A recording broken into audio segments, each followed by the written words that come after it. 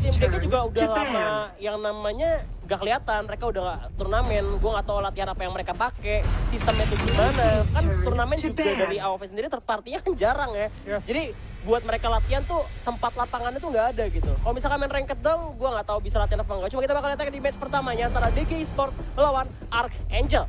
Yes, baru aja dibilangin gimana Archangel emang punya Florentino yang kuat banget di arah 0-0 dan langsung di respect aja sama DG Esports karena DG Esports gue yakin dia udah ngeliat permainan Archangel dari week pertama pada saat kualifikasi. Terus setiap ngambil Florentino, itu win rate-nya tinggi banget dari Archangel. Makanya dari DG langsung nge-respect ke arah Florentino. Cuman kalau misalnya kita lihat di sini kan itu kan di saat tim Archangel masih bertemu dengan yang masih bilang tiernya mungkin di bawah ya. Kalau misalnya kita bicara dengan DG Esports sendiri, pengalamannya pasti lebih banyak. Pengalamannya juga mereka udah berapa kali masuk 4 besar di ASL juga ke turnamen ke offline ya sampai ke grand finalnya. Jadi gua rasa untuk kali ini Archangel akan kesulitan buat lawan DG Esports. Archangel kesulitan melawan DG Esports. Kalau dari pengalaman, iya.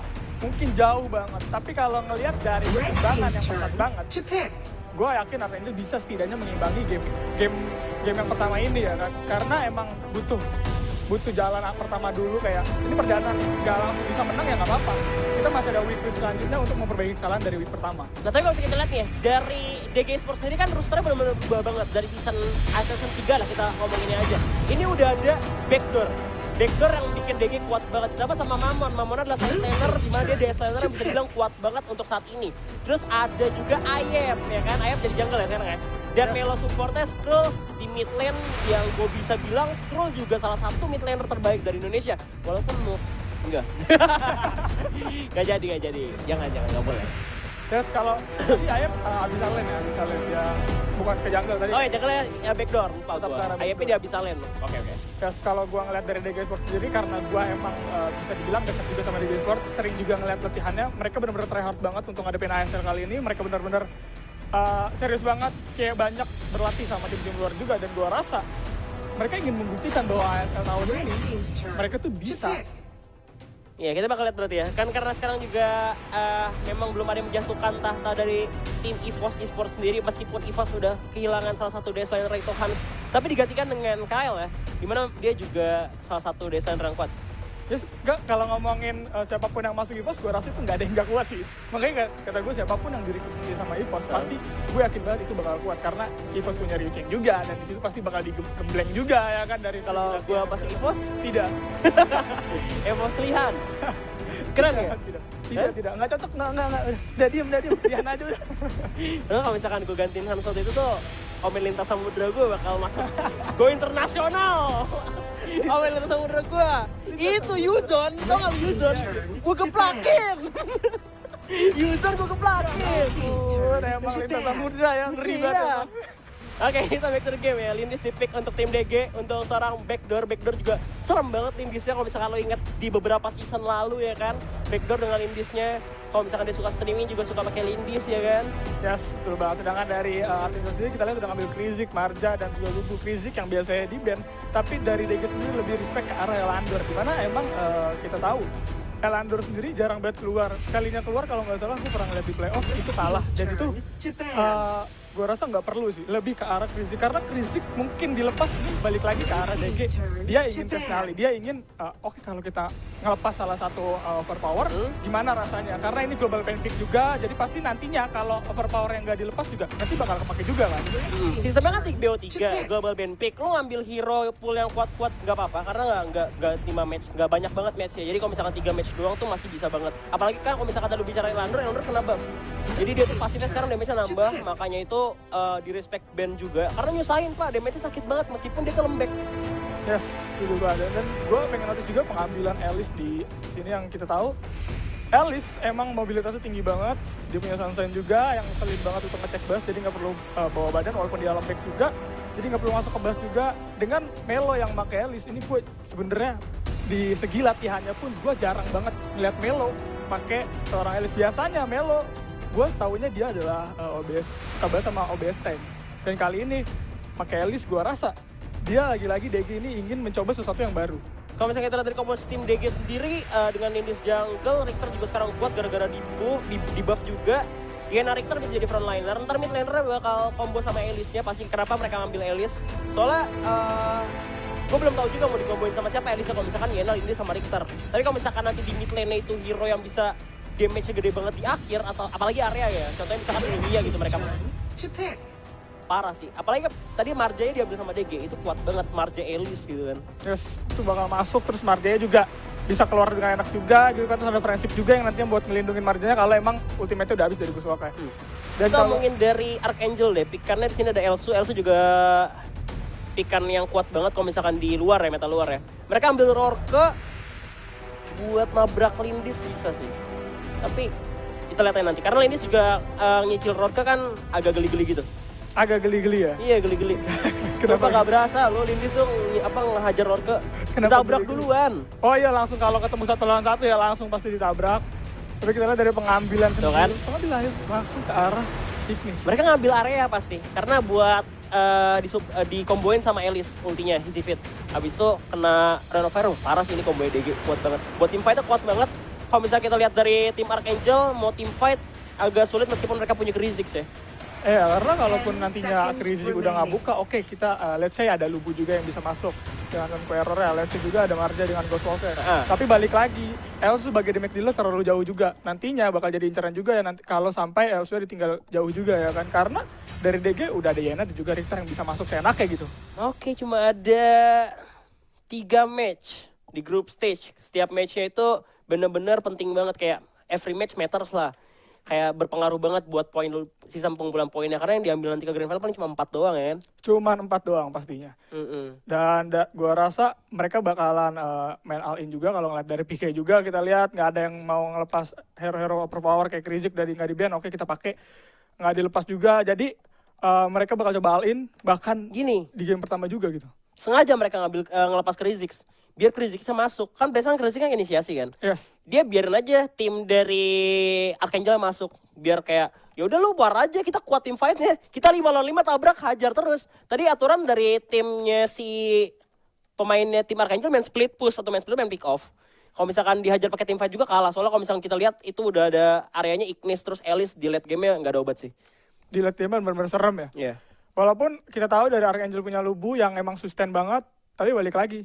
Karena emang ada Easy Fit juga yang nantinya justru malah Lubunya masuk dengan ngeluarin Conqueror justru nggak bisa skill juga kan. Iya, lawan Lubu masih bisa imbang-imbangin, apalagi Lubu kena nerf juga kan, tech speed-nya udah gak sekencang dulu. Jadi kita lihat aja nih, kira-kira siapa yang bisa memenangkan game pertama dengan pick-an yang mereka sudah pick. Apa tuh? Pick-an mereka yang sudah pick. Hero-hero yang mereka udah ambil iya, gitu kan. Jadi buat kalian langsung aja didukung dalam hati ya, karena kan kayaknya gak bisa komen deh. Kasian. Emang gak bisa komen ya? Kayaknya gak bisa. Gak bisa komen, oke. Karena ini social distancing bro. Yes, bener banget, dan kita ngikutin anjuran pemerintah. Iya, gue ngikutin juga nih, social distancing ya. Jadi kalian di rumah aja nonton live streaming kayak gini, kan ditonton kan enak ya. Kita yang kerja ya nih. Kita yang kerja. Bahaya. Iya, walaupun bahaya tapi kita kerja. Ya, mau gimana lagi? Kalau ngantar nggak jalan ASL. Dan langsung aja masuk ke game pertamanya. Archangel melawan Dunia Games. Yes, ini dia bakalan coba sama-sama ngamanin buat letter L aja. Sekarang Elsu juga udah mulai nge-snipe. Untuk ngecek aja. Sekarang Ayep dan Melo udah coba nginvade kecil-kecilan aja. Nggak perlu trading terlalu banyak juga. Karena gue rasa dengan diambilnya salah satu creep jungle, itu udah untung banget sih seharusnya. Iya, di sini agresif juga dari tim DG-nya langsung menginvasi jungle musuhnya. Richter sama Elise langsung ngambil. Dan ini gebontar Rourke-nya nggak bakal level 4 sih. Yes, dengan Rourke-nya agak terlambat untuk nyampe level 4, backdoor bakal rotasinya lebih enak lagi, lebih nyaman lagi, nggak bakal keganggu sama Rourke yang level 4 gitu kan. Tapi kita lihat mid lane ada 3 orang juga dari Archangel udah bersiap-siap nampaknya untuk nge-gang mid lane, tapi DG langsung naik ke atas melihat ada pertemuan antara 0-0 melawan Mammon. Udah ada impel masuk ke arah Mammon, masih bisa main aman aja untuk kedua belah pihak. Masih aman-aman aja karena dari 0-0 juga seharusnya sadar dari pergerakan Mammon yang sedikit berbeda. Tadinya dari setengah harusnya ada mundur, tapi Mammon malah maju. Berarti mereka bakal ada support, bakal ada musuh yang datang. Dan 0-0 dari spek ke arah situ, langsung mundur aja ngamanin di bawah tower. Oke, scrollnya kena snipe langsung ya di sana, tapi masih bisa mundur karena ada backdoor juga langsung masuk kayak Graffiti langsung masuk. Dan kita lihat masih disambut dengan back Melo ke backdoor yang menuju into fight. Wilhan bakal menjadi target selanjutnya. Coba untuk kocek-kocek, udah kenal lagi api dari seorang Ignis dan masih masih bisa pulang. Fast aneh banget pergerakannya bisa gue bilang dengan ngeluarin Gravity Pull dengan terus langsung combo flicker. Tapi nggak ada follow up dari teman-temannya. Itu teman-temannya lama banget loh. Kayak mereka ragu-ragu maju nggak sampai ngeluarin flicker. Terus maju masuk kena scroll 1. Tapi langsung dibalas sama anak-anak DG. Yes, tapi ternyata Will Hans juga udah kena cicil kali ini. Masih bisa mundur. Tadi nggak sadar. Ada Elise di dalam boost liter L. Dan juga tiba-tiba backdoor datang. Dia kayak nggak ngeliat posisi juga dari backdoor yang ngambil rotasinya itu dari bawah dulu baru ke atas. Dan backdoor tiba-tiba muncul itu nggak ketebak sih. Bener banget, jadi emang rotasi yang dimainin sama backdoor beda juga, sedikit berbeda. Dan gua rasa itu informasi yang nggak dimilikin sama anak-anak dari Air Angel ya.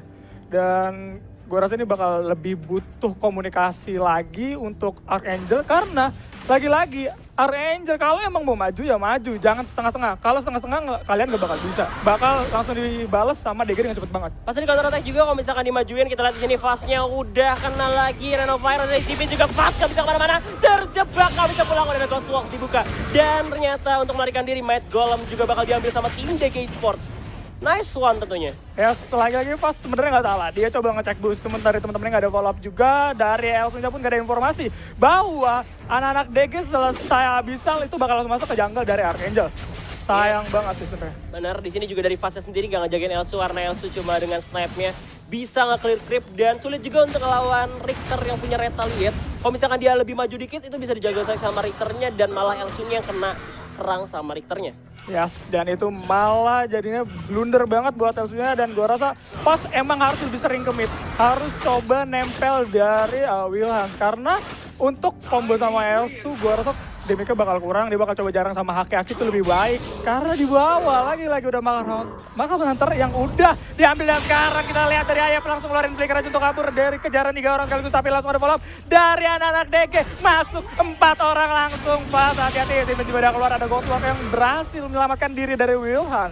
Melo-Melo ngasih Zivita untuk ke zoning juga tapi Ghostwalk ternyata bisa ngelewatin itu. Dan masih bisa menyelamatkan tim dari Archangel. Kalau misalkan gue bilang itu udah kejadian ya. Tadi tiba-tiba mati juga Richter kita 0-0 dalam bahaya. Udah sekarang bakal dari bakal diserangin terus. Dan ternyata terkena Holy Embers dari seorang Ignis. Dan langsung meninggalkan lapangan. Yes. Dan sekarang menjadi sedikit kesusahan untuk tim Archangel. Karena buff lagi-lagi udah mulai diambilin sama DG Backdoor. Yap, di atas juga bakal dapet tower juga. Hal ini bisa dibilang one-sided juga ya. 4-0 di awal-awal. Terlalu didominasi dari awal sama tim DG, tim Archangel sulit banget buat rotasinya. Mereka nggak bisa team fight, tapi di mid lane kita ada Marvel Predator keluar juga ada Fasar tumbang. Kita lihat di dan Will Hans, nggak bisa ngapa-ngapain. Yes, Will Hans seorang Marja. Kalau tugasnya untuk clear creep is oke, dia cepat banget. Tapi kalau untuk team fight yang kayak kekurangan member kayak gitu dia bakal susah. Karena Ghost Walker pun kurang berasa juga. Oke, bisa ngeluarin silent. Tapi tanpa follow up damage, jadi nggak ada apa-apa. Mereka ngambilnya Elsu ya. Kalau misalkan gue jadi mereka, gue mendingan jadi ambil Violet ya di bawah ya. Atau Phoenix punya, kita lihat 0-0-nya udah kena serang lagi. Piercing Gas Lunar Champion setengah dari hilang dari 0-0 Will Hans. Masih coba untuk ngasih badan ke depan. Tapi mereka nggak punya tank sih, baru gue sadar sih yang mau ngasih badan siapa. Lubu nggak bisa lama-lama dan juga si Rorke juga gak bisa lama. Snipe-nya miss, udah ada Grand People lagi sekali dibuka dan Haki-Haki bakal maju depan. Kita lihat Melo teras dan scroll-nya. Bakal mau terlalu bersih kita Melo. Udah mulai kereta 0-0 dengan Conqueror-nya udah cabut-cabut musuh di depan. Ayep masih bisa bertahan. Ada Arctic Ultimate yang udah dipakai juga. Dan scroll harus tumbang. Memberikan nyawanya pada tim Archangel tapi kita di atas, Bay. Yes, dia ratus. Kita lihat Yena bener-bener enak banget, nggak ada yang gangguin. Masih dilanjutin nampaknya Melo harus tumbang oleh seorang Senko karena terlalu sekarat sekali. Dan gue pengen ngebahas kenapa Fact dari DG bisa kalah karena seorang backdoor nggak dapat pas di sana. Pasif dari seorang Lindis nggak nyala. Dia cuma ketting-ketting biasa dan itu damage-nya kurang cepat banget. Attack speed berkurang banget. Ayep datang dari belakang. Cuman balik lagi. Yang datang berlima langsung. Jadi 4 lawan 5 dan Lindis nggak overpower juga tanpa bas. Jadi langsung kalah gitu aja. Iya meskipun tadi udah agak sustain juga Melo-Melonya di dalam fight. Tapi kalau misalnya kita lihat ternyata DG masih bisa kehilangan 2 pemain jadi 5-2 kali ini skornya. Dan DG langsung ke bawah, ini bakal tukeran lane-nya. Yena harusnya di bawah, Richter bakal naik ke atas. Ya langsung ditukar ke bawah aja dan sekarang nggak bisa langsung dimulai. Tapi udah ada informasi yang dimiliki sama Archangel. Udah dikeluarin ulti nampaknya pas, udah mulai Gravity Pull tapi berhasil dapatkan sama Haki-Haki. Nice banget Abyssal berhasil dicuri. Yap, dan itu dia Archangel udah mulai ada kenaikan ya di sini. Di mana 0-0 juga udah ngelakuin Proxy di sana, walaupun setengah darah hilang, dia masih bisa kabur juga.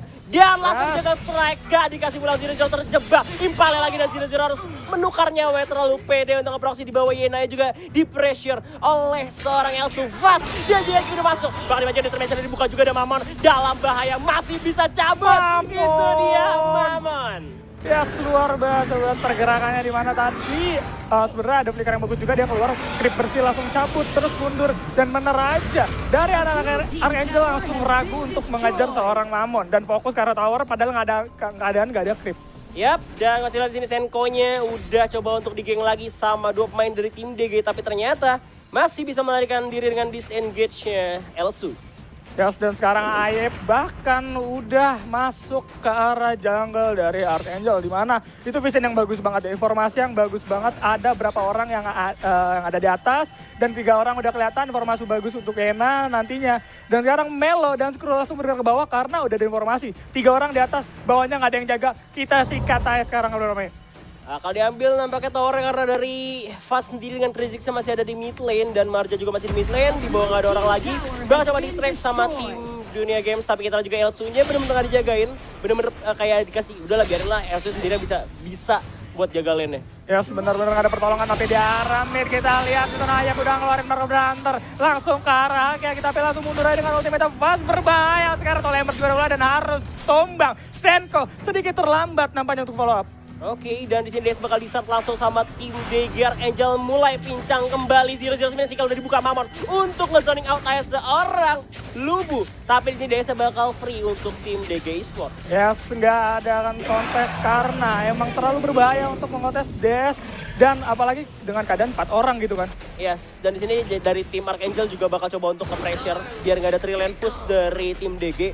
Mereka bakal coba untuk sebaik-baiknya motong jalur creepnya. Cuman dari sini tim DG juga harus sadar, tapi Abyssal Dragon juga bakal diambil, 2 objektif sekaligus diambil oleh tim DG. Langsung nggak pakai pikir lama, langsung apapun yang ada langsung diambil sama tim DG, bagus banget. Tapi Fast sekarang Gravity Pull udah ke arah Melo, malu masuk terlalu jauh nampaknya tapi masih bisa kabur. Ada Aki dari belakang, ada Yul juga yang udah dikeluarin. Ayep langsung follow up, ada Olever juga, Aki masuk ke dalam sendirian dan harus tumbang. Nggak ada follow up terhadap Marja, Wilhan harus mundur dengan menggunakan Gold Walk. Elsu juga hati-hati, Senko langsung keluarin flicker gitu aja. Fast Gravity Pull untuk mundur aja. Sebenarnya Melo nge-kiting tadi. Kalau misalkan Melo dihajar, dia langsung isi fit, bisa disambut sama teman-teman dari tim DG. Tapi tadi sebelumnya ada Rorke yang tiba-tiba masuk kan. Dan di sini Elise keras. Meskipun itu dia cuma jadi kena split doang sama Ring of the Fiend, tapi dia keras banget. Bahkan sampai Rorke sendiri yang kenapa harus Blitzblade ya? Dia harus bikin Blitzblade dan itu nggak bikin Elise bisa mati. Ya sekarang tadi udah follow up dari teman-teman juga cepet banget. Karena emang lagi deket banget karena Skrull tadi dia rame. Terus backdoor abis nge-blue. Terus nggak dapat informasi itu, ngelihat Elise setengah darah. Haki ya gitu, tuh bisa dibilang sedikit nafsu juga sih. Langsung nabrak, PD bisa ngebunuh tapi langsung dibalikin gitu aja. Karena backdoor deket banget. Dia pede banget dengan kekuatan petirnya nampaknya. Anak petir. Anak petir kita lihat. Bukan Blitzblade ya, emang ya keluar petir ya? Keluar petir. Dan di arah bawah udah ada Drake juga yang udah keluar tapi berhasil dibersihin sih seharusnya sama Senko karena Senko jaraknya jauh banget. Di arah mid harus hancur tower kedua kita lihat oleh seorang Mamon di sana. Oke, tower udah kecil juga sama Sky Drake, tapi di sini Elsunya belum mau untuk nge-snipe ke arah Drake yang dari tadi nembakin towernya, malah memilih untuk nembak ke arah tim DG salah satu pemainnya. Gak worth it, udah dibuka untuk Zoning juga Zero bakal masuk gitu aja, tapi bakal dibalikin sama tim DG. Hajar ya bos, Robos terus Fast terjebak, gak bisa pulang. Tinggal pemain dari tim Archangel bakal maju lagi karena Mamon udah kritis nyawanya, bakal diajar terus, tapi Skrull masih bisa fire press-nya Zero. Coba untuk kabur, udah ada Sunshine, ini dibuka lagi, dibantu Zero. Gila bos, tinggal 2 orang dari Archangel, apakah bisa nge-defense kali ini? Yes, masih berhasil ditahan oleh Archangel. Mereka masih bisa santai, mereka masih bisa mundur dulu karena DG nggak mau ngelakuin sedikit blunder nantinya kalau emang mereka maksa. Karena kita lihat dari Mamon juga ada sekarat, Ayep juga ada sekarat. Tadi baliknya cepet banget, terus ngambil basnya pas banget gitu. Sehingga tadi Zero mau masuk ke arah Melo dan langsung dibersihin gitu aja gitu kan malah Zero-nya. Nah ini cooldown dari Easy Fit atau ultinya Elise sendiri udah cepet banget. Jadi abis ngeluarin Easy Fit di bawah, di tengah ada Easy Fit lagi. Yes, dan itu maksa banget dari Archangel untuk nahan, untuk keluar tadi ya. Setelah Sipit keluar, mereka coba nahan dulu sampai Sipit selesai. Di Sipit selesai, mereka coba masuk, tapi sayang banget. Mereka terlambat. Tapi Ayep, udah ada 3 orang bakal dikejar sama Aki-Aki, tapi enggak. Karena DS menjadi incaran utama dari tim DG. Yap, Melo-Melo udah zoning juga dari mid lane, di mana Archangel nggak sadar Dark Slayer berhasil diambil lagi oleh tim DG Esports kali ini. Ada Ayep yang udah ngasih pengalihan isu juga distraksi biar tim DG ngambil free DS gitu aja. Udah dibuka juga side track di atas bareng frame dan bakal ada free lane push dari tim DG Esports. Yes. Dan sekarang kita lihat Melo-Melo yang ngeluarin nampaknya dari area sunset mengenai 1 orang. Wilhan, hati-hati harus mundur.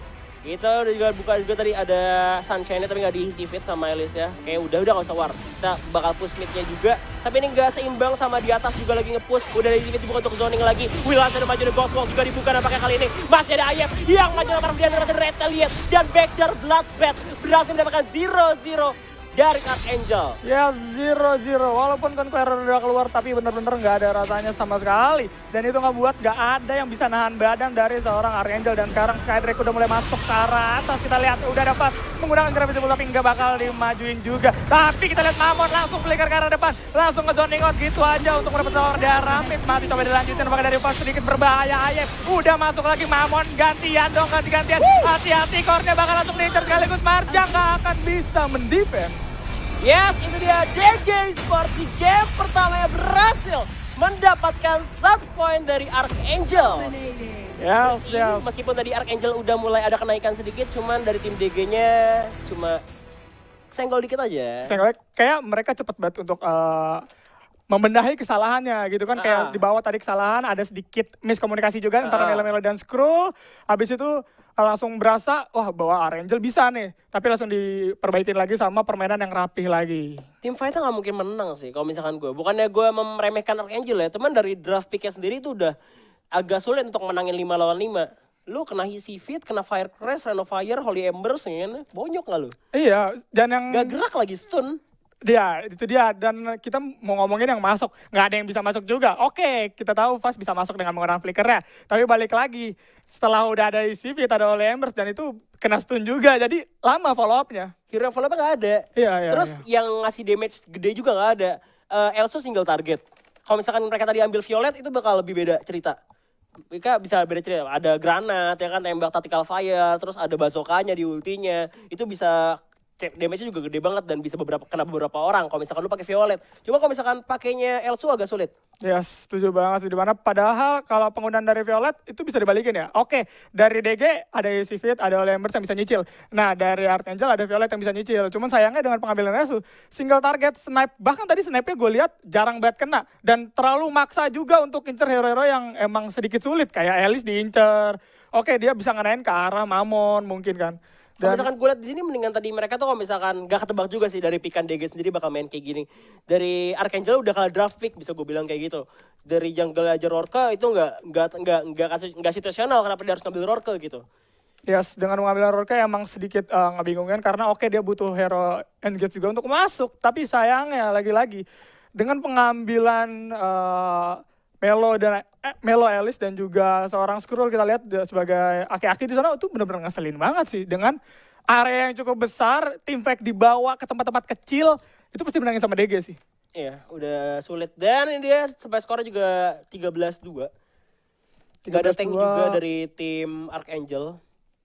Yes, 13-2 bisa dibilang agak one-sided juga sih. Gua rasa di game kedua mereka bakal coba ngeluarin power pick lainnya juga dari seorang Archangel. Karena kita lihat backdoor sini udah dapat Lindis, udah dapat Yena, udah dapat Rector juga. Bisa bilang 3 power pick untuk saat ini. Kalau misalkan ingat-ingat tuh backdoor juga main akrotnya kuat banget ya.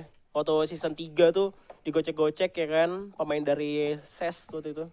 Yes. Ya setuju banget tuh, itu nggak mati ya pada dia sedikit lagi tapi nggak mati. Iya, dia ambil lifesteal di creep. Dan nih war di bottom lane itu juga tim DG, bahkan Elis tuh bisa nahan badan loh dari tim DG dengan item cuma kayak gitu doang. Iya, dia bahkan tadi masuk terus untuk mancing-mancing anak-anak dari Archangel ya. Iya, mereka mau war, wah gue lupa lagi tuh ada war of the antara si Richter. Tamat riwayatnya. Ayo, makin gede ya areanya. Iya tahu mas riwayatnya udah susah. Kecuali mereka ada Baldum tiba-tiba kan jedem dikubur. Langsung udah. hilang semua, Iya. jadi nggak guna dari damage areanya.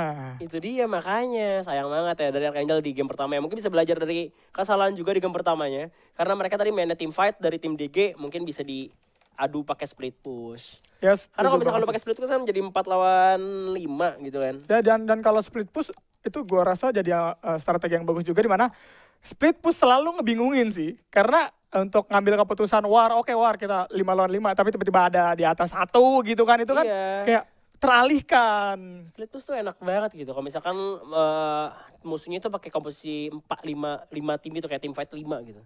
Yes, walau sering banget kayaknya nih split push ya. Iya